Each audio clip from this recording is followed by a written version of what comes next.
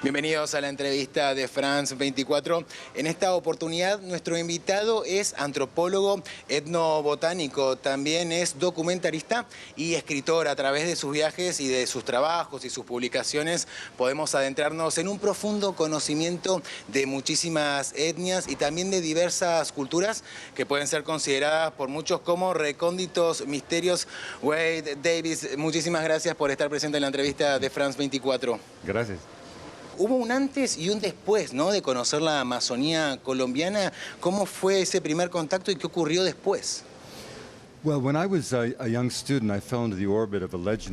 cuando era un joven estudiante caí en la órbita del legendario explorador botánico Richard Evans Schultz, quien en 1941 vino a Colombia y se escabulló hacia el noroeste del Amazonas, donde durante 12 años ininterrumpidos vivió entre pueblos desconocidos, viajó a lo largo de ríos desconocidos, encantado todo el tiempo por la belleza de la selva tropical, y él fue una gran inspiración para mí.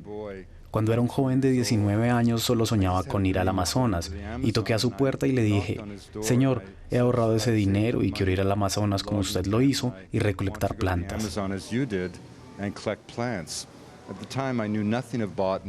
En ese momento yo no sabía nada de botánica, no tenía ni idea del Amazonas y en lugar de pedirme mis credenciales, se limitó a mirar un montón de especímenes de plantas con sus anticuados bifocales y me dijo: «Bueno, hijo, ¿cuándo quieres ir?». Y 2 semanas después estaba en el Amazonas, donde me quedé durante 1 año y medio.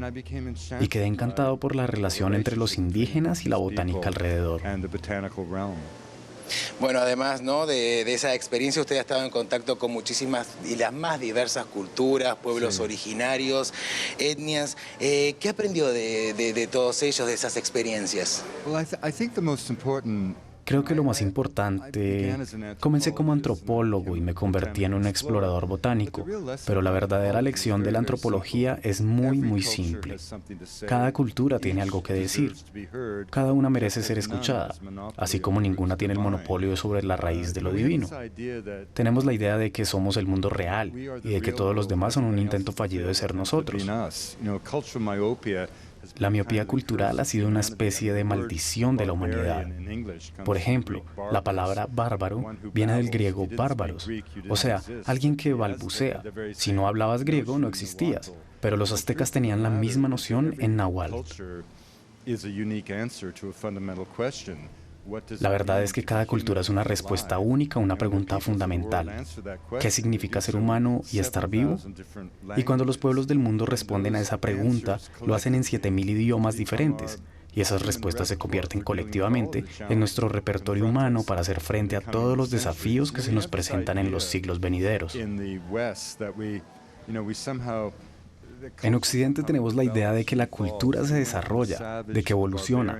Pasamos de ser salvajes a ser bárbaros y luego a ser civilizados. Nada está más lejos de la realidad. Una de las grandes revelaciones de la genética moderna es la comprensión de que todos estamos cortados por el mismo patrón genético. La dotación genética de la humanidad es un continuo. La raza es una ficción total. Todos somos descendientes del mismo puñado de personas que salieron de África hace 70.000 años y emprendieron este increíble viaje, que en 25.000 generaciones humanas llevó al espíritu humano a todos los rincones del mundo. Pero he aquí el punto importante. Si aceptamos esa verdad científica de que todos compartimos el mismo ingenio, entonces la forma en que utilizamos ese ingenio es solo una cuestión de elección. En Occidente celebramos la magia tecnológica. Los aborígenes de Australia colocan el mismo ingenio en la compleja tarea de desentrañar los místicos hilos de la memoria inherentes a un mito. Por lo tanto, no es que una sea mejor que la otra. Cada una es una respuesta a esa pregunta fundamental y juntos nos beneficiamos de nuestro ingenio colectivo. Por eso cuando perdemos un idioma, cuando perdemos una cultura, perdemos parte de nosotros mismos. Y es por eso que es tan inquietante que estemos viviendo en una época en la que de los 7000 idiomas que se hablaban cuando naciste, la mitad no se les enseñan a los niños.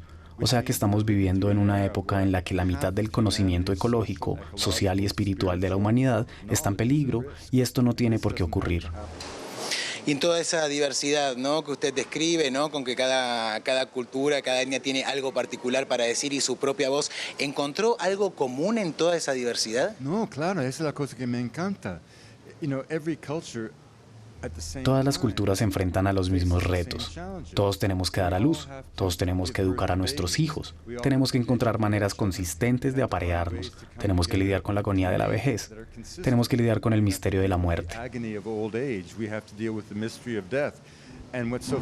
Y lo que es tan fascinante sobre el espíritu humano es que hemos llegado a enfrentarnos a todos esos desafíos comunes de tantas maneras interesantes, y en todo lo que escribo nunca soy negativo sobre mi propia cultura,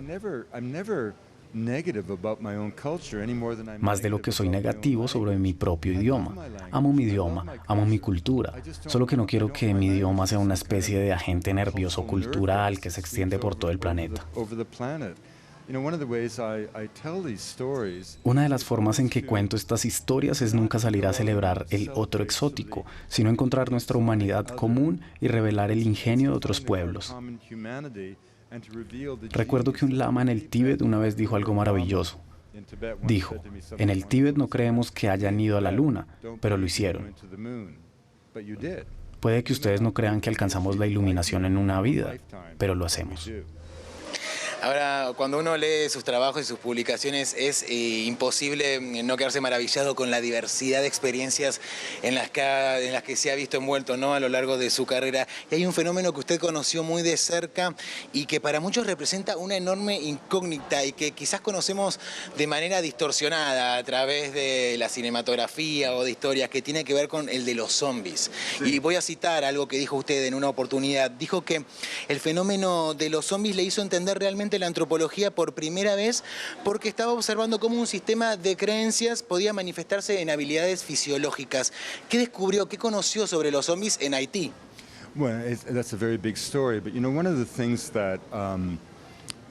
Es una historia muy larga. Hemingway dijo que cualquiera que diga que escribir es fácil es un escritor o un mentiroso. Escribir es difícil, contar historias puede ser difícil, y siempre pensé que tenía que haber una cierta misión, una cierta justicia, una cierta manera de abordar algún malentendido. ¿Y qué malentendido puede haber más grande que la percepción popular del vudú? La palabra vudú es solo una palabra de los Fon, en Benin, que significa espíritu o Dios. Si te pidiera que nombraras las grandes religiones del mundo, ¿qué dirías? Cristianismo, judaísmo, hinduismo, budismo, islam. ¿Qué continente hace falta? El África subsahariana. Tenemos la suposición tácita de que la gente de esa religión no tiene religión. Y por supuesto que la tenían. El vudú es simplemente la destilación de profundas ideas religiosas que vinieron de África y crecieron en el suelo fértil del Nuevo Mundo.